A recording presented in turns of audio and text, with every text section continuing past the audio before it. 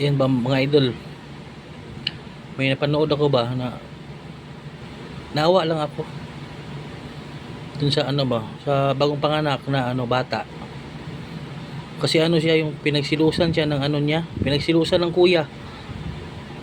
Bagong panganak pa lang, wala pang kaalam-alam ba sa mundo, kawawa lang. Nagsilos yung pinakapanganay na ano anak, pinagsilusan siya yung ano bagong panganak na bata.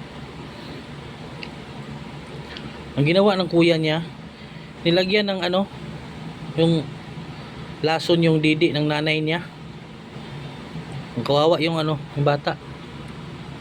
Kawawa talaga yung bagong panganak. Kinabukasan, patay yung ano nila, driver. Yung driver nila patay.